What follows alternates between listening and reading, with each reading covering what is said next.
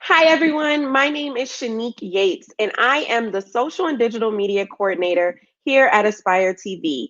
Thank you for joining us. We're here to talk all about the Damn Right Originals film Arms and Legs Go Here. Arms and Legs Go Here is a sweet telling of a husband and a wife who have recently welcomed their first child to their family. With mom going back to work and her husband home alone with the baby, will dad be able to take care of the baby, make dinner, and work from home by himself? For those of you who just finished watching, you know what happens. And for those of you who don't, well, we'll try not to give too much away. Today, I have with me the queen pin of Arms and Legs Go Here, the writer of the film, Nikayla Rosetta. Hi, Nikayla. Hi, Shanique. How are you? Good. How are you? I'm great. So happy to have you here. Thank you. Um, and so we also have director Charity Mattis in the virtual land. Hi, Charity. Hi, How are you? I'm doing pretty good. Yay. And last but not least, we have Dad of the Year, according to the film, lead actor Cedric Cooper. Hey, what's going on? Hi, Cedric. All right, so the gang's all here. And first things first, I just want to say outstanding job on Arms and Legs Go Here as a whole. For you, Nikayla, as the writer, I know that this is your second short film with Aspire TV and your third with Damn Right Originals. But you're not new to this. You're very much true to this. You've been writing poetry since elementary school. Tell us, what was your inspiration behind Arms and Legs Go Here? So it's actually kind of random. I was scrolling on Twitter, and at the time, the Kawhi Leonard "Hey Hey Hey" video was super popular. So I saw someone tweet the video and caption it when you're watching your kids and you hear a sound in the other room. So I just thought it was so hilarious, and I wrote the script and I sent it over to Tim, who is on the Damn Right team and is also a father, and kind of got some feedback from him, like, is this real? Does this really happen when fathers are staying at home with their kids? And he gave me a lot of feedback, a lot of counsel, and the script came to life from there.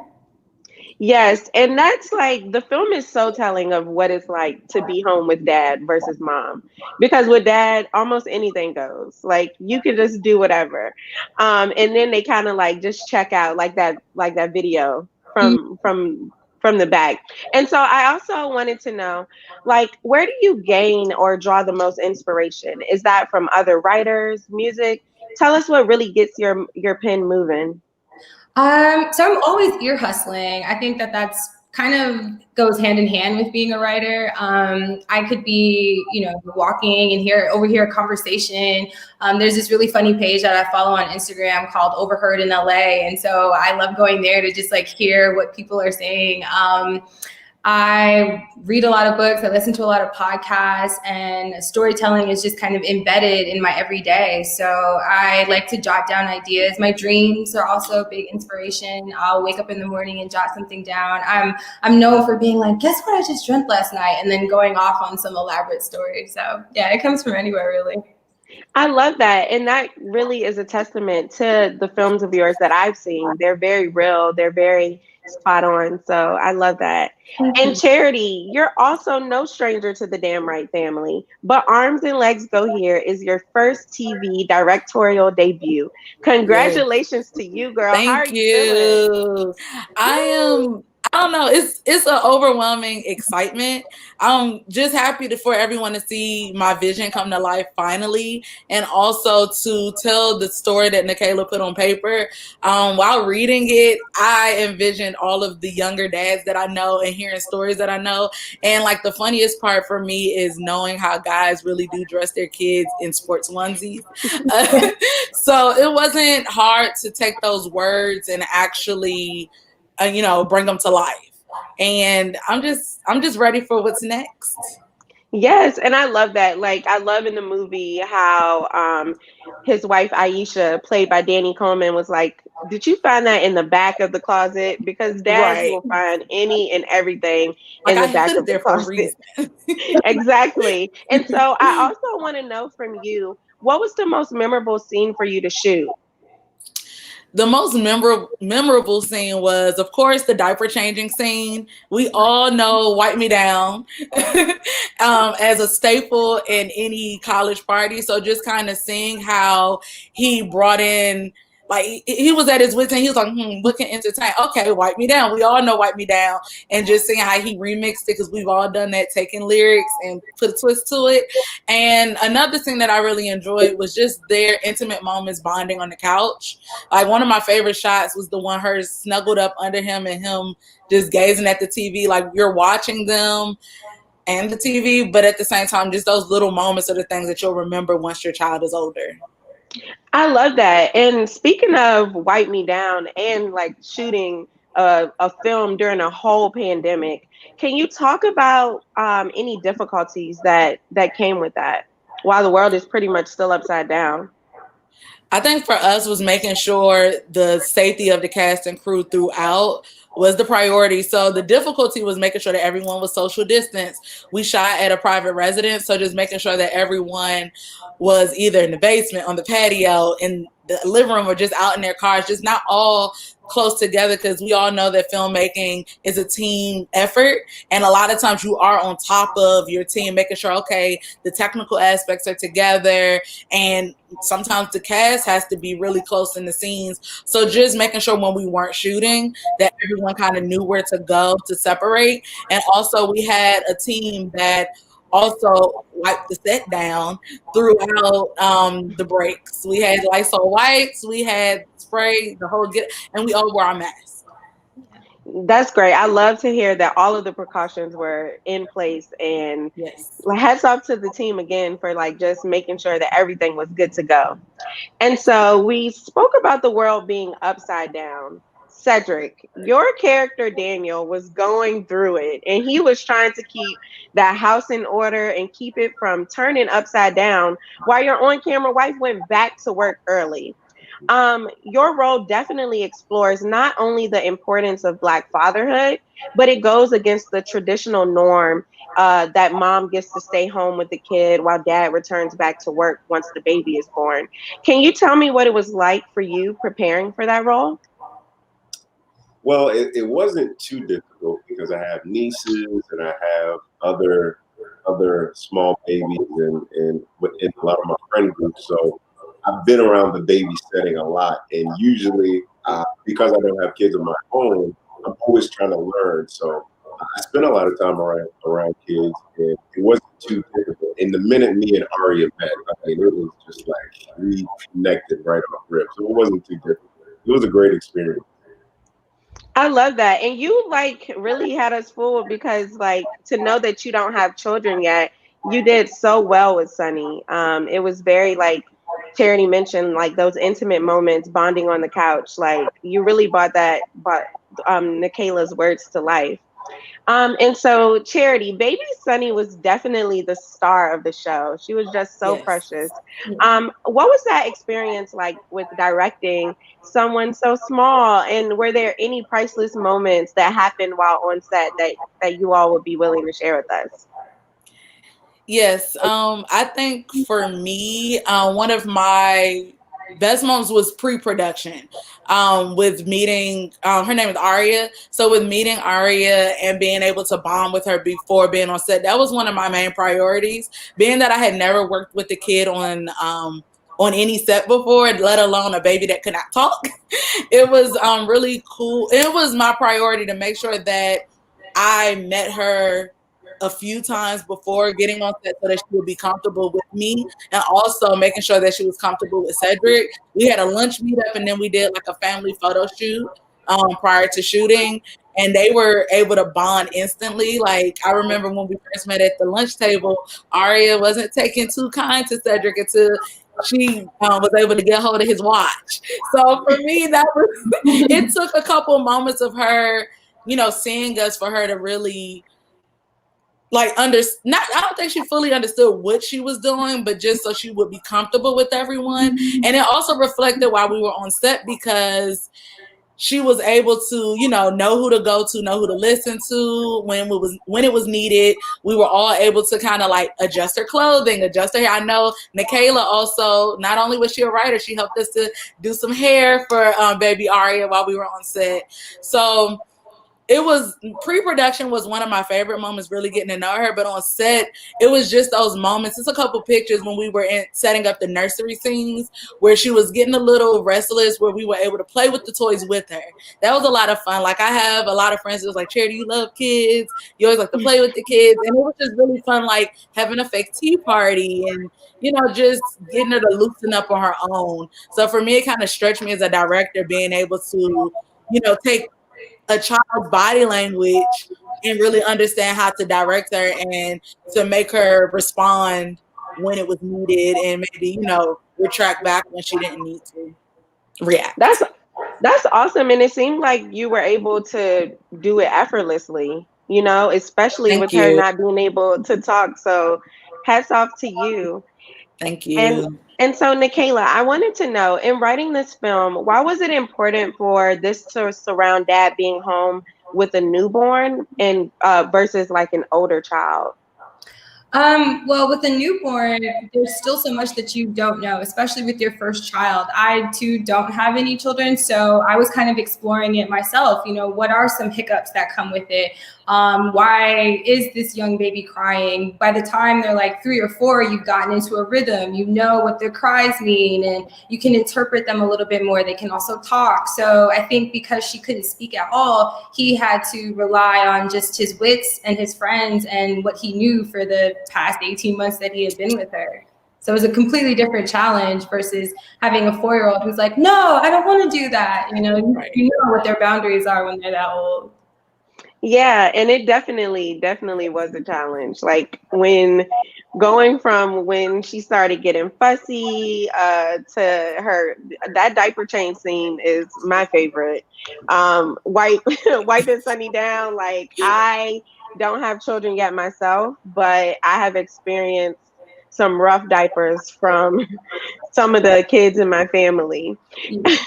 And so, Cedric, I also wanted to know for you, what was it like working with your on-screen daughter, Sunny?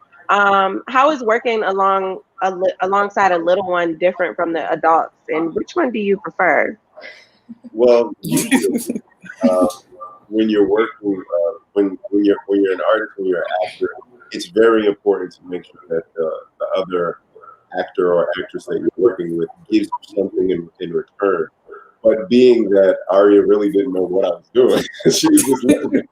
It was a little difficult because it was my first time. And usually that's when I get something back, but it was a great experience. It really challenged me, and it allowed me to really be very observant. When there was moments where she didn't feel comfortable, or if I was like coming on a little too strong and stuff, I made sure I backed up a little bit and made sure she got comfortable. And we later started to really mesh, and the chemistry really built up. I love that. And again, like, I could definitely tell the chemistry throughout the movie. I couldn't tell that you guys were acting. It was as if you were dad for real, and she was just pushing you to your limits. Her dad was on set, like, it helped. So I was very appreciative of how he interacted with her, how he would just make her laugh in between set, and I was like, okay, that's it, got it. That's what I needed to channel at. So in all reality, I was being hit. That's awesome. Like, so having dad on set was definitely a plus. And so Arms and Legs Go Here was certainly a celebration of Black families. I was cheering for Sunny and Daniel to make it to the end in one piece. And disclaimer, I got so nervous when you couldn't find her for a second. And I literally had flashbacks, like a moment like that with my dad and I when I was little, like, and I was like, like, this is so spot on. And so I know that we have a few questions coming in from some of our viewers. So let's take a couple from them. So we have Ashley Nicole, who said, wonderful film, congratulations. Question, how did you guys get Sunny to cry on cue? That's a good question. So a lot of the crying scenes, what was pretty cool, we kind of would be ready to shoot another scene or another shot, but while she was crying, we was like, all right, let's get her in. Let's go ahead and shoot this. Like one of the scenes with her sleeping, she was not supposed to be asleep, but it worked for what for what we were doing. So we kind of was under her control in a way, like however she wanted to act at that moment, we had to shoot it that way. I did have a funny moment while trying to direct her into crying. I wish they would have got this on camera, but I was literally like across the other couch mimicking a cry, and she just stared at me like, girl, what are you doing? So it was a couple moments where we tried to like force cry to get her to cry, but a lot of those times it was just like, I'm gonna do what I want to do at this moment, you just have to work around me. Or we would take a toy from her, things like that, just to get her to cry, just taking the joy of a kid away, which is her baby airplane and things. Awesome. And so I think we have like do we have any more questions? Okay, so, okay, it's showtime. How do you all prepare for your roles, writing, directing, and acting? We'll start with you, Nicaila. So preparation. First things first is to get all the story beats out. So just dump whatever you see in your mind out. Don't try to like write any structure just yet. Just kind of thought vomit all over the page, and then after that, work through the first draft. By the time you're writing, you should know what your story is about. You should know what your end goal is, and then you're kind of just reworking it. Once you've got your act structure down, then you take your second draft or your first draft with someone that you trust. In my case, I'm fortunate enough to have a team of people. So I can go to Nakia, I can go to Tim, I can go to Michelle and just say, hey, does this make sense? And then after that, rework another draft, more drafts, get notes, take those in. And then once it's all compiled, you get to a really good place. That's it. That's how you do it. Awesome. And what about you, Cedric? Well, as an actor, most actors know it's what the script is just it's a script until you actually bring the character off the page. And so with that, it comes preparation. Everything is a piece of experience. It helps you. Some things I like to do is actually like to go out and like to people watch. I'm going to be playing a dad. I like to go out and I like to go to the park and see and watch dads and watch different movies. And if I know dads, I call them. I ask them about the experience. On top of that, if I have a book that I can pretty much relate to, I read a book. But everything is pretty much an experience. And when it comes to the character, I ask and I build the character. I ask my questions. Why would my character say this? What is my character thinking in this moment? And then when it comes to the actual lines that you have to pretty much use and say, you have to almost get into the writer's mind. So when I first met Nicaila, I was just like, yo, like, I was like, this is good. And I had to get into her mind before I even met her because it was her art on the page. So everything is a piece of experience. And I feel for all actors, it's your craft. You take it one day at a time and you just continue to build and get better. And from there, you should be good.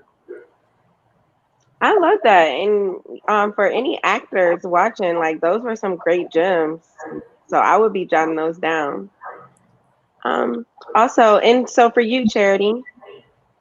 For me, with any script, I like to read it and I read it once just to get a general overview of the story. And then the next time I read it, I try to envision every word. And I'm a very descriptive person. So as I read, I love the scene descriptions. And I was telling Nicaila, like, my favorite thing with Arms and Legs Go Here is the description. It was so easy to see what I wanted to do with this film. And in this film in particular, being that it dealt with the baby, I wanted to take some things from my childhood that really influenced me. So a lot of the shot design that I looked at was Rugrats. So a lot of those perspectives you saw of Sunny when she was looking at Dad through the playpen, when she was kind of trying to walk away, or when she was looking at him as he was changing her diaper, I tried to kind of give her moments along, because a lot of the film was dad and his struggle, but I also want to show her perspective and show from the kid's perspective. It was like, okay, dad, like, you really don't know what you're doing, but I'm gonna go along with whatever you're doing at this moment. So for me, I like to break it down, and like Cedric and also Nikayla, like find those beats and also find other things similar to what that story is talking about, for shot design as well as for inspiration for color and just everything like that, because I wanted to connect to something you may have seen before, but with the twist. So now that I've, watched it, I'm like, okay, I do see the references of Rugrats and things, because as I write my shot list, I come with like a 30-page shot list for every film I've done, but it helps. It's like my Bible on set. I almost have to have you like pull it out of my hand so that I don't get so trapped in what we didn't get, what we did get. They can really attest to that I walk around with it under my arm all day, like, hold on, where's my shot list? So for me, it's really breaking down the story, finding references of other stories that can work, and also having my blueprint, which is my shot list, to make sure that I stay on track while directing. Yeah, and that's awesome that you like, now that you said that you use that inspiration from Rugrats, I can see it. And I'm excited to go back and rewatch the film and like really like point out those references because I loved Rugrats as a kid. Right. Like I really, really did.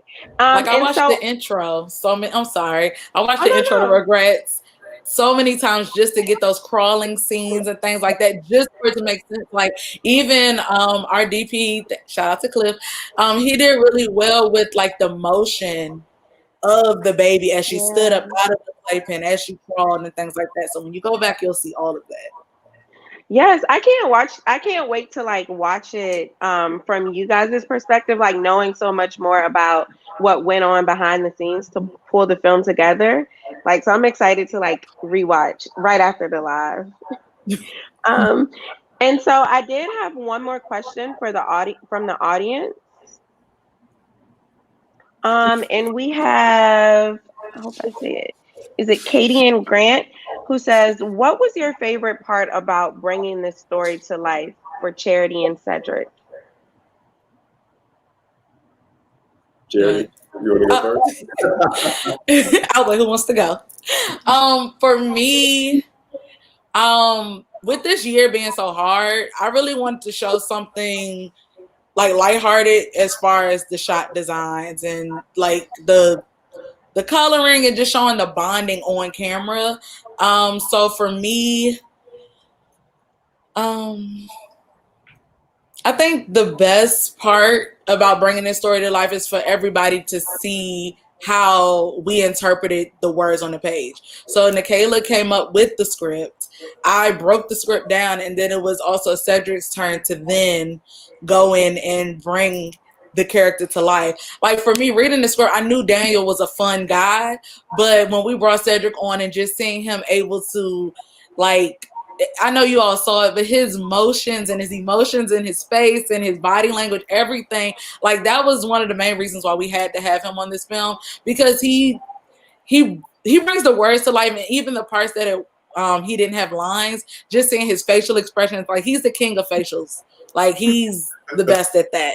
And yes, he was on point with all the facials, like in auditions, even having him do Wipe Me Down, him not knowing why we had to do why he was doing Wipe Me Down, sold it for me, and he brought it to life even more when he added the lines from the script. Well, thank you for that. No problem. Oh, man. Well, the most favorite part for me was being able to get an experience of my next phase of life. Like I said, I don't have kids, but having the experience with a very young baby, being able to hold her, being able to have like that one-on-one dad moment, I learned so much, and when you go through the lines, when you go through things in the film where you see like when she's upset, knowing to either burp or she may have gas and stuff. Now I'm like taking that. I'm like, oh, that's a thing. So it was a breath of fresh air to really be able to live in Daniel's life, like live in his space and be able to just take different parts, because eventually, I mean, I'm going to be a dad. And if I am blessed to have a little daughter, then I'll say, hey, I'll just watch the film again. I'll go, okay, I'll do that. But it was a great experience. Right, and you already have the practice, so I love that. And also, I wanted to just say, Nikayla, like this is a great film. Amazing job with the writing. Amazing job to everyone for bringing this life. I just want to give a hats off to everyone involved, from the cast to the crew, and everyone working in front of the camera and behind the scenes. I do just have one last question for all of you, and we will start with Nikayla. So here at Aspire TV, we live by the mantra, see yourself here. And for each of you, what I want to know is, when's the first time you saw yourself reflected in the film industry? And briefly tell me, like, that first experience, like how you got that start, how you got to where you are today. Mm.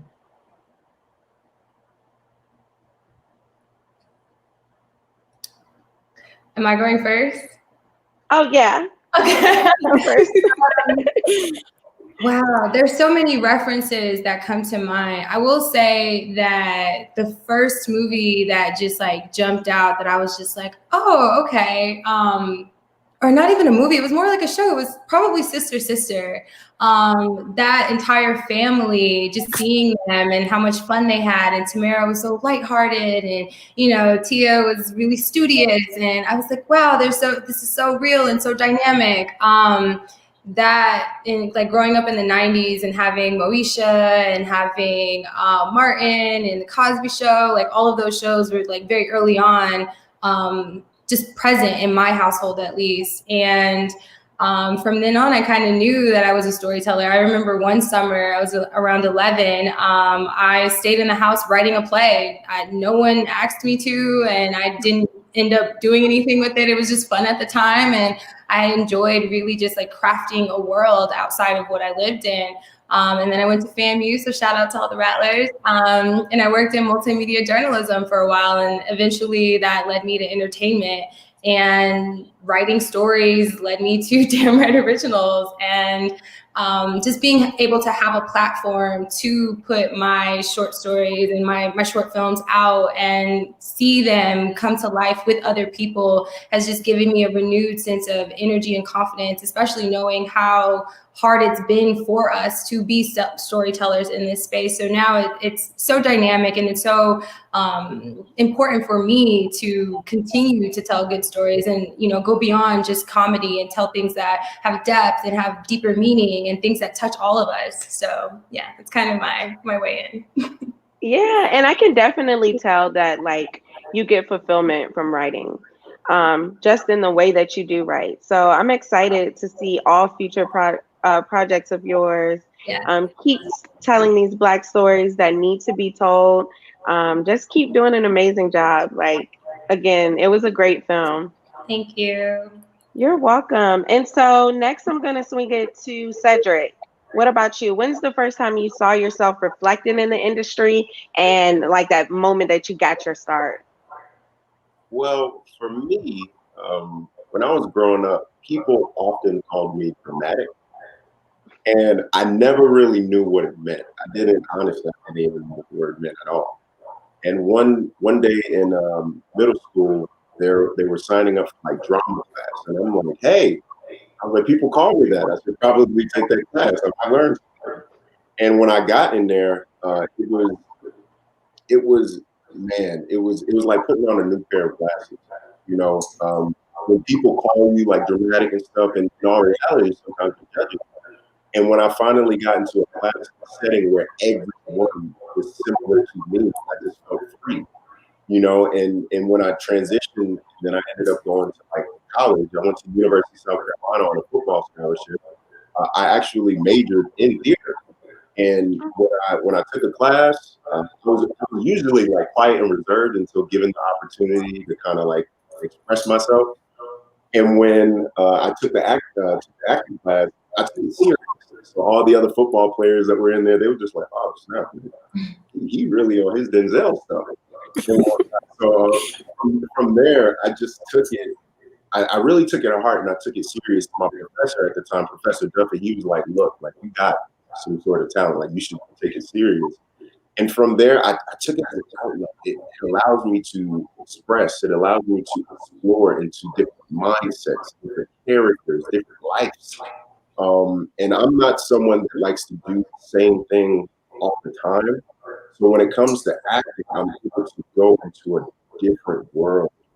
And for me, everything about acting, the art, and every single part of when it comes to entertainment, when it's the director, when it's the crew, everybody. It's like when you're able to do your craft and do your part and do it freely, it brings the truth to you. So once I got done with football, instead of trying out for the NFL, I was like, no, I'll just try acting. And from there, I just kept winging it, kept doing things, and yeah, I just take it. You know, you get a lot of harsh feedback too, but you just gotta have tough skin and just don't take no for an answer. And if you don't have opportunity, create your own opportunity. When I got done, I was told no a lot because I was too big.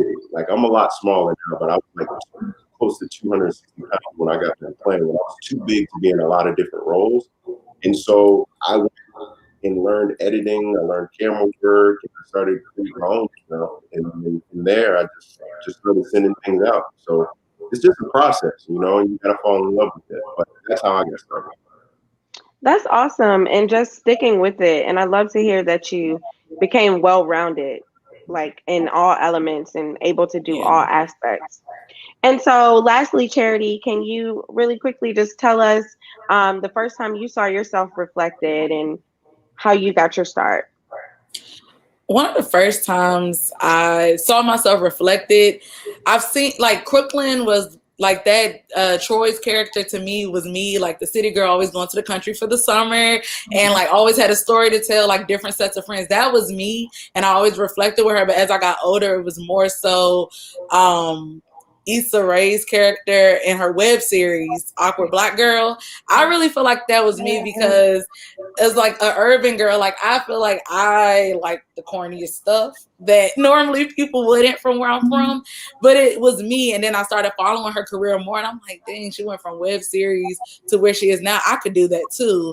I started doing film actually in high school. I went to McKinley Tech in DC, and I did a lot more documentaries and editing when I was in high school. In college, I went to Wilberforce University, also reflected in the film. That's where the characters went to school. I went there and I did more of the news broadcasting radio. So I kind of touched into that because my school didn't have like a entertainment part at the school. So then I transitioned, went to a film school, and then moved to Atlanta, where I've been doing a lot of independent work and also just trying to, get as much work in as I can doing all fields in film. So first ADing and just anything I could do to be on film sets. But my first reflection was in Crooklyn, and now just working on projects with friends and seeing where I can go from there.